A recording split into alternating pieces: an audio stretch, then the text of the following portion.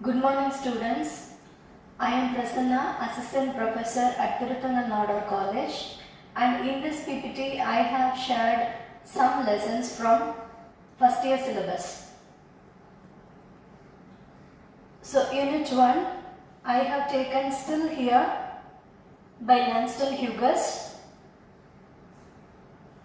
So, the poetry has almost 10 lines.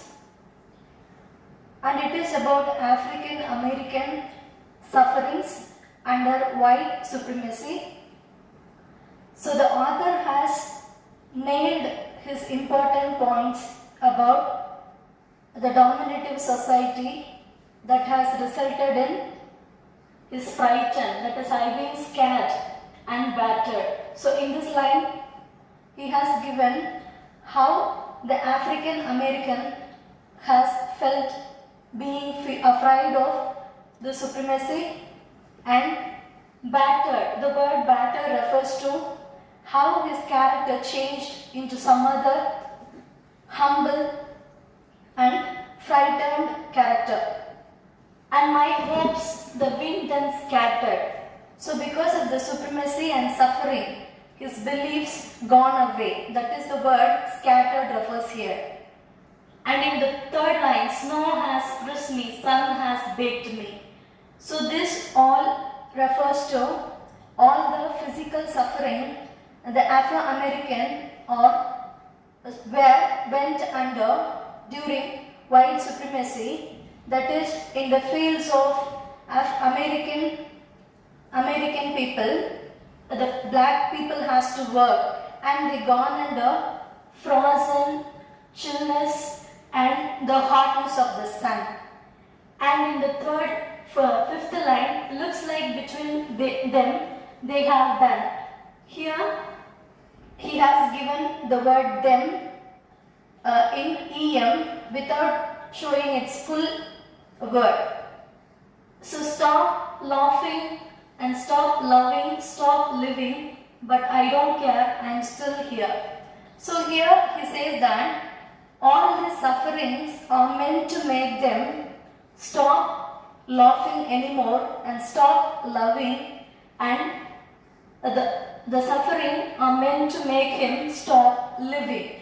But he says that author has so much of perseverance, so he is still here in this world. With that perseverance, he is living all the time.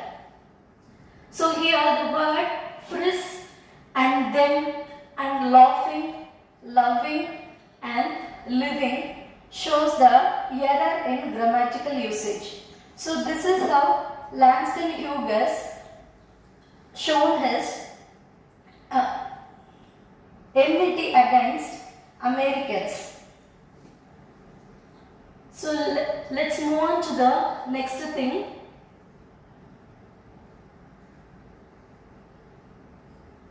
Unit 2, it is the famous poetry, The Road Not Taken by Robert Frost.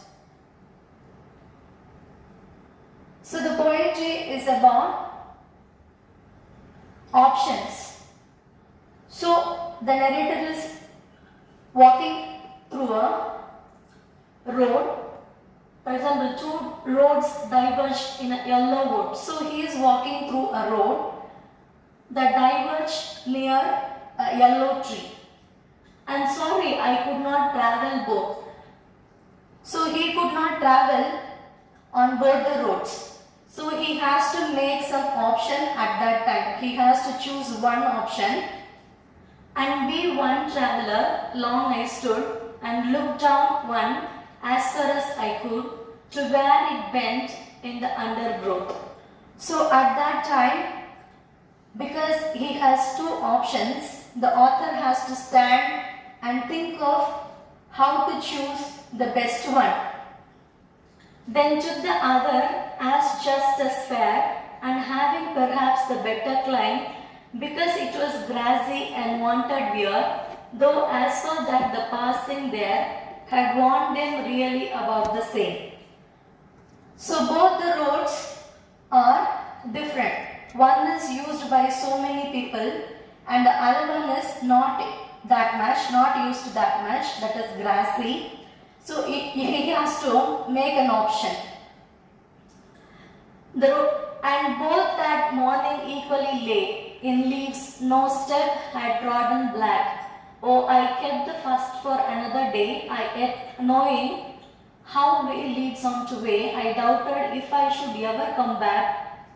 So this road leads to his destination, and he may not come once again, and he may sometimes he may come again to that same place, and but now he has to choose one particular and specific road.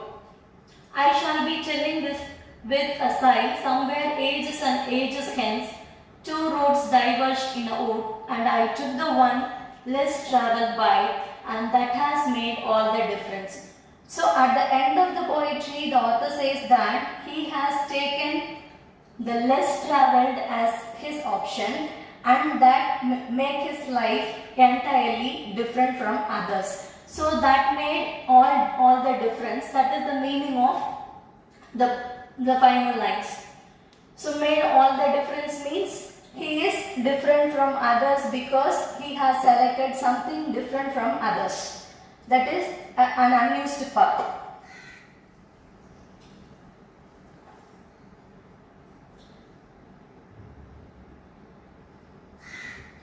So in Unit 3, I want to share about how I taught my grandmother to read by Sudha Murthy. So in this short autobiography, it is about Sudha Murthy's training to her grandmother Kodamma. Actually, Kodamma is a illiterate woman. She is illiterate because of her culture and tradition. And one day she reads, she happens to hear a story from Sudha Murthy, and in that story she involved much, and she wants to hear that story so eagerly. So one fine day Sudha Murthy goes somewhere else to another village for some wedding ceremony, and during that time Kodamma feels it is very hard to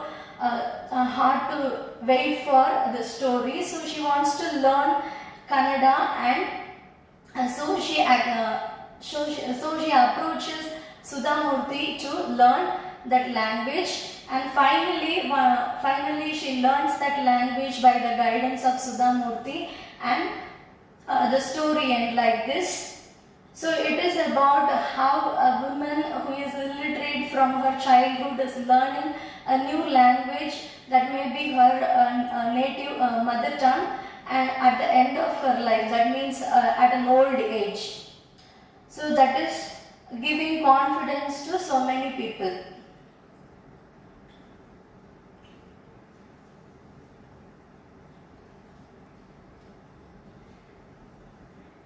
So in Unit 4, I have given tenses. So we have three types of tenses: past tense, present tense, and future tense. In past tense, it is about event or action that has already happened. Whatever action that has already finished comes under past tense.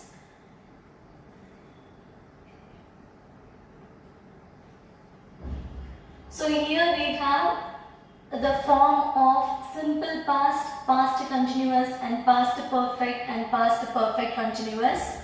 And in simple past, we will have normal verb plus ed and the rest of the sentence. And in past continuous, we will have a was or were plus main verb plus ing. And in past perfect, as usual, helping verb for perfect sentence: have, has, or had. It may be according to the tense. Because it is past tense, we have had and the past participle of the verb and the rest of the sentence. And in past perfect continuous, we should have had plus been plus verb plus ing. So this is the form of all the past tense. So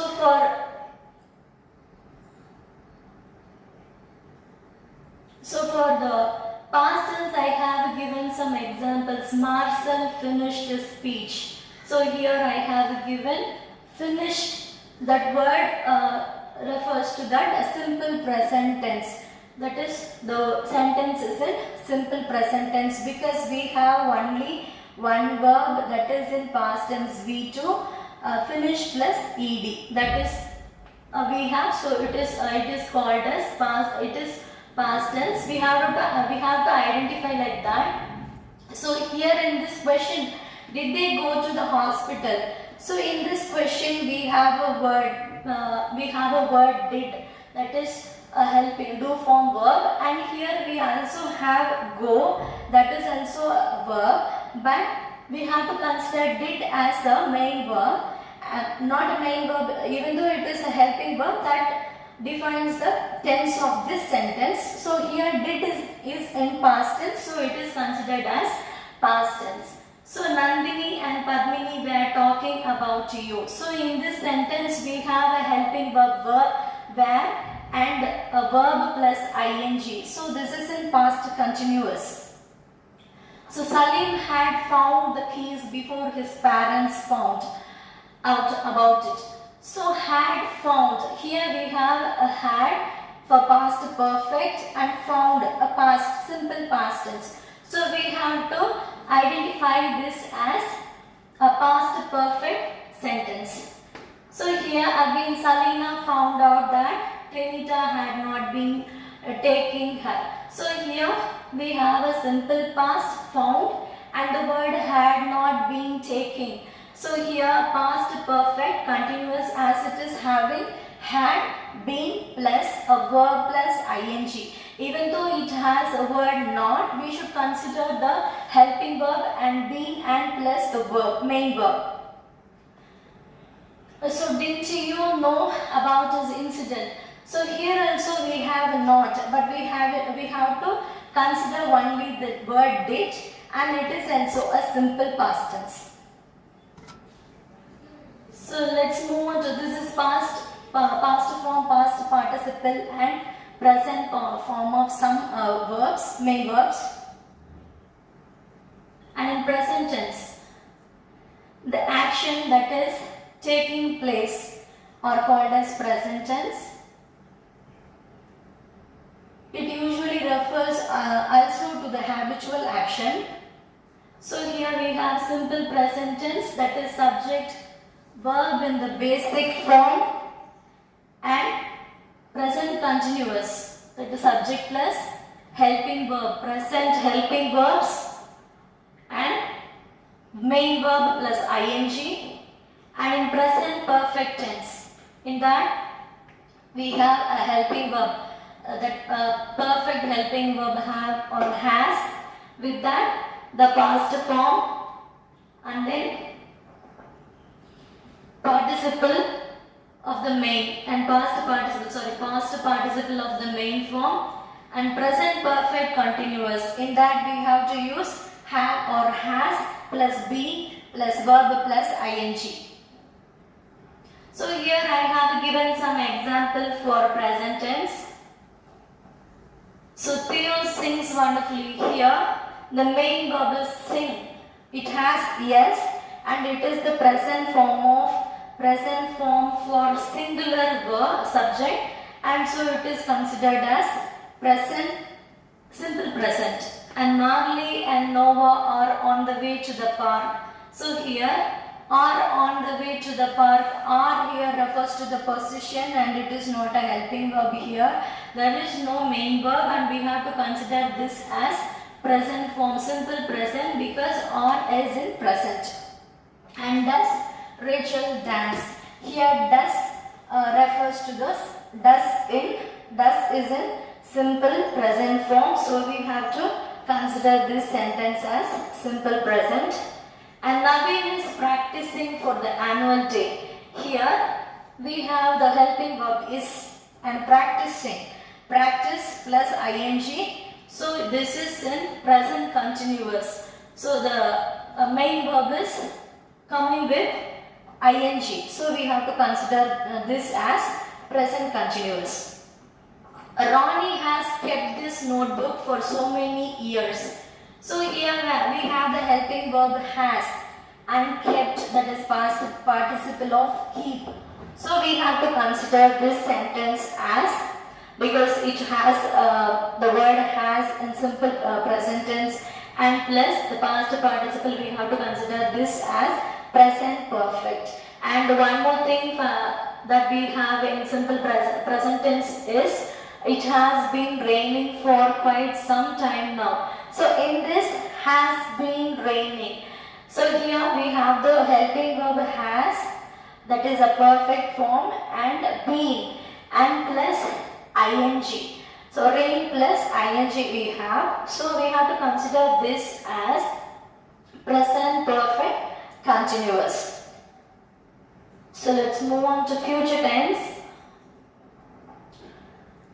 So whatever action that is going to happen and comes under future tense.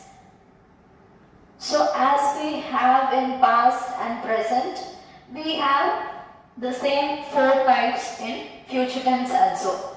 So we have simple future tense, future continuous, future perfect and future perfect continuous.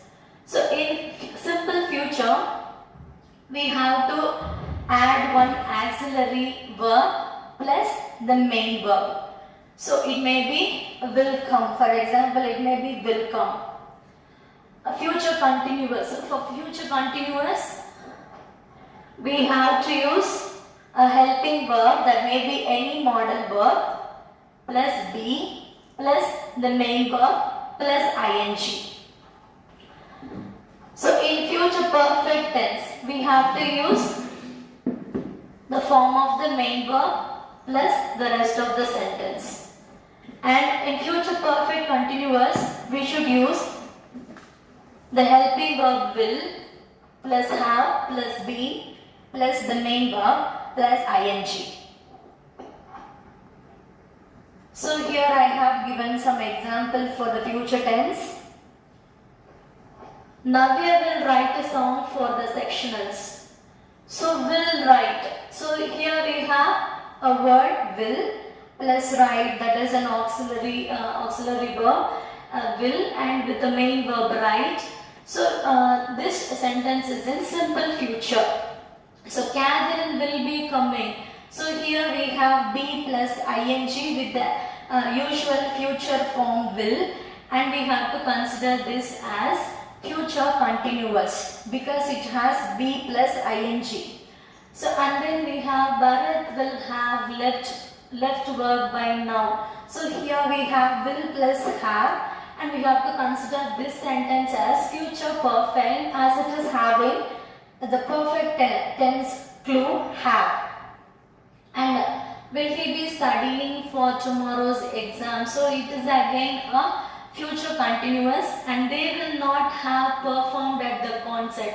So this shows that this word will plus have plus the past participle shows that it is a future perfect continuous tense. And finally, will you think over and let me know this also, this sentence is also in simple future form. So unit 5. So in this I have given effective email writing. So we have so many letter formats, that is email writing, and then memos, circulars, and so many formal writings. And in this I have taken email writing. So communicating clearly and professionally. So whenever you are using email for conveying any message, it is you can convey that message clearly. That is why we have given that word clearly and professionally. So whenever you are using email to convey your message, that is the professional way to communicate with others. So this you maybe know the emails icon. So email writing is an essential part of professional writing. So in every official circumstances we have to use email as the essential part to convey your message. And to write good emails, this is exactly the reason why you should learn to write good emails. So because we have to use the email writing in official circumstances and for all official things, we have to learn to write email writings. So the best email communication is the one that is simple and clear. So email writing should not be deviating, or it should not be roundabout ideas. It has to be simple and clear. You should not write your email writing in an elaborate way, but it has to be simple and clear. So as usual, for all the writings we have formal and informal writings. So here also we have informal and formal writings. So a formal email writing has to be clear, purposeful, and then descriptive subject line. So a formal email writing, because you are writing that email to an officials or for your company employees, it has to be clear and purposeful. You need not to write any purposeless email writings. So it has to be clear, purposeful, and the subject has to be clear, and when the reader reads that subject, he has to know the entire email writing. That is, he has to guess the entire email writing. So use a professional greeting. So for formal email writing, you should not use any informal words. So you have to use a professional greeting. You should not write hi or any other words that is informal. Instead, you have to use respected sir. So such words. Make it readable with the sections, bulleted list, and concise paragraphs. So you have to, if you have any sections in that, you have to make that clear. And if you have any list you are putting inside the email writing, you have to put in bulleted list and in concise paragraphs. The paragraphs has to be smaller, it has to be clear, and the reader has to read it without any confusions. So importance of email writing.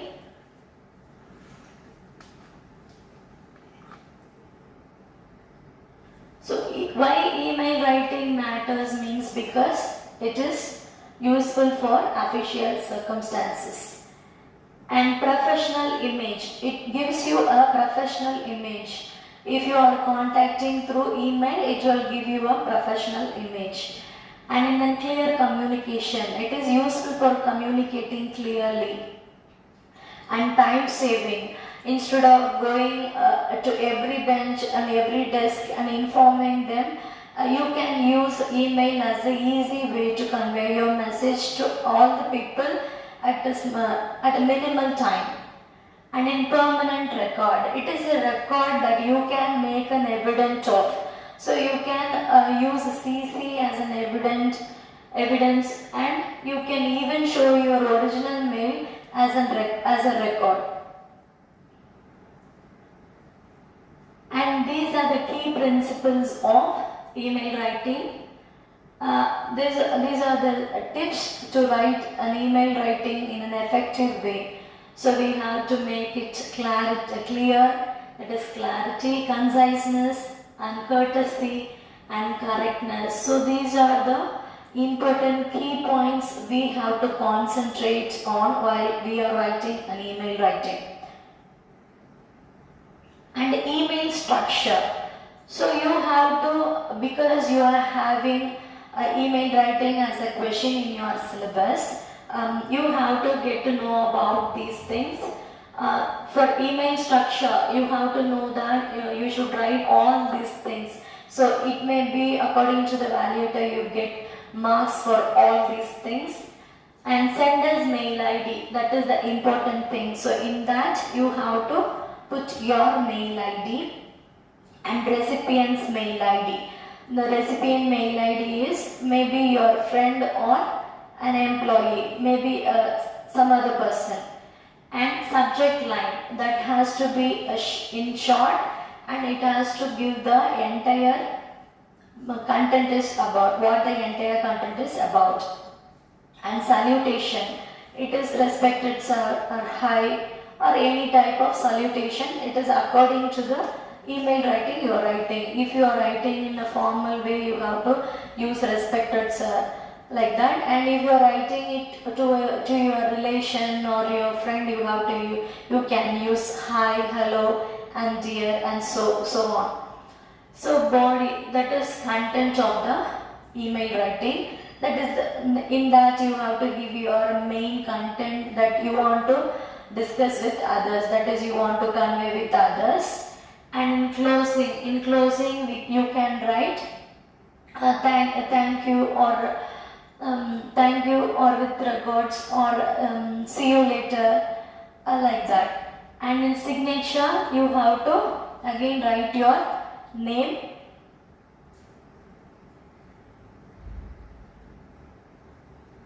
and for formal email writing you should use formal tone. This is tone and language. And in formal email writing you should use formal tone, that is you should not use any informal words, because you are using that email writing to convey your message to your colleagues or maybe the employees with you. So the next thing, clear language. The email writing has to be in clear language. And avoid jargon. You should not use any repetition or unusual and unimportant words. Maybe colloquial words also. And be concise. It has to be smaller, that is brief, and it has to be clear.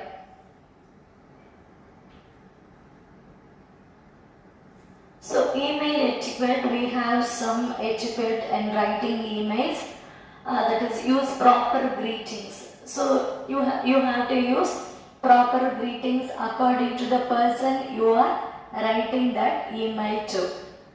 So address recipients correctly. So your recipient's mail ID has to be correct with punctuation also, because even if you miss any one letter you can't reach your recipient correctly. And proofread, you can proofread your letter before you send that letter to the recipient's mail ID. And include contact info. So if you have any contact info, if you want them to contact you in future, you can give that in that body or content of the mail writing.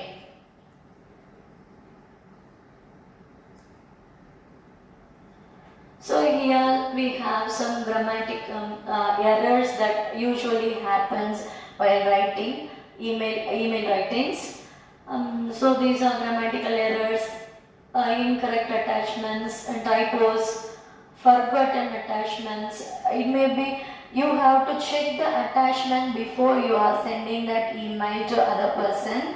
So before that, before sending your email, you have to proofread and you have to check the attachment you are sending to other person. So you have to see all those things, and you can possibly check all those things before you are sending that. That is the possible thing you can do with email writing. So best practices. Use clear subject lines. So that is the main thing we have to concentrate on. Concentrate while writing email. We have to concentrate more on subject lines, because it gives the gist of your entire content to the recipient. So you can convey your message easily through subject lines. Keep emails concise. So we have again and again the same points. The email writing has to be concise. Use active voice, and then include a clear call to action. So the email has to be A clear call to action. It should not be a request or any other thing. It has to be a clear call. Clear call to make that thing into plan. Action. Conclusion. So effective email writing, we have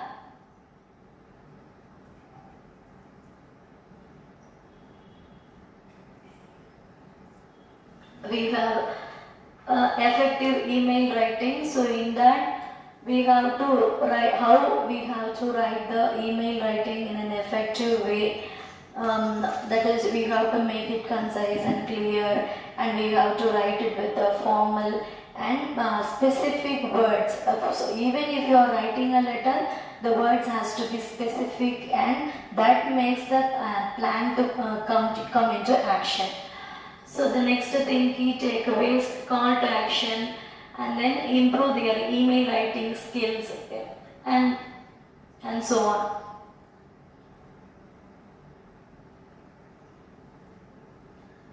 And I have given one example for formal email writing. So here I haven't given the from mail ID. Actually, you have to write from mail ID. That may be your own mail ID, or some may be some others mail ID that may be an imaginative one too. So the next one too. So in that you have to write your friend's mail ID or another employee's mail ID, or it may be a colleague's mail ID too. It may be your higher official's mail ID. It can also be like that. So the subject regarding course details. So the subject, the content is about asking course details from some other higher authority. So the thing is regarding course details. The subject is given like that, regarding course details. And then here they have given dear sir for sometimes and when you are in a higher position, you can use dear for sirs. So I have passed the BSc degree examination with electronics as the main subject. I intend to have a course in computer science and would like to know the details of the course taught at your institution. Could you please send me a copy of your prospectus? So the person who is sending the mail is in need of some information about the courses they are offering. So he is demanding that prospectus from that recipient. And at the end, yours faithfully plus the sender's name. It may be you are writing that mail writing, you can give your name, and if you are writing that mail with some other name, you can write that name also here. So here you have to write the sender's name, whatever it may be. Your writings may be your friend's name in senders too, but this has to be the sender's name, the one who is sending that email writing to some other person. So here I have given another email writing, meet a new customer service representative, dear team. So it is an email writing to a team. This is actually introducing a new employee to a team. So here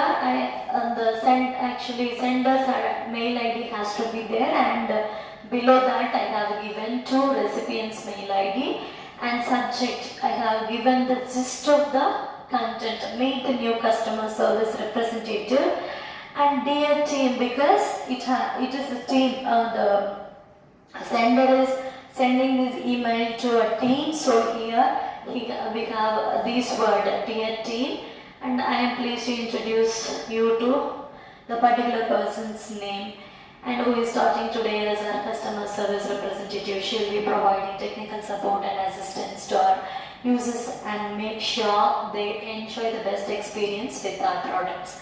So here we have the closure. This is the correct example of a closure. Feel free to greet in person and congratulate her on the congratulate her on the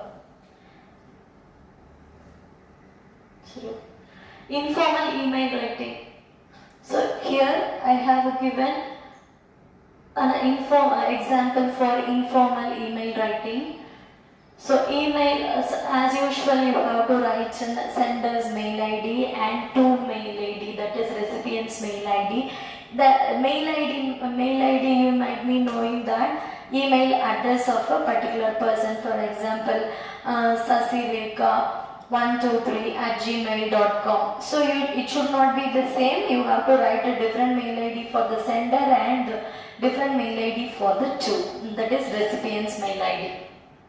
And in the subject here they have given congratulations. So you need not to skip with the single word. You can also add so many words here. It cannot exceed more than one line. That is the basic etiquette. And here we have dear plus your name, that particular person's name, that is recipient's name, and my heartfelt congratulations to you, etc., etc. We have in this example. Convey my regards to uncle and auntie and grandpa. So this is the example of a closure in informal writing. So for informal writing, you can also use hi or hello, hi uncle, hello, so etc. You can use as your choice.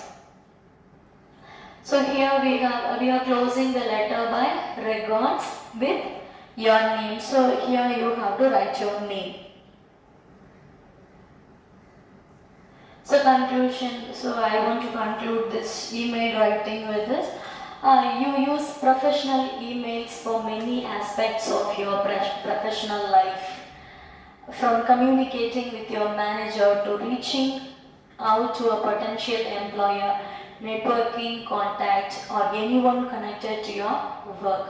So wherever you want to use the email writing, that is in all the professional circumstances, from potential employer to manager. So you can use email writing all through your professional life. So get to know about email writing and use it in a fine way.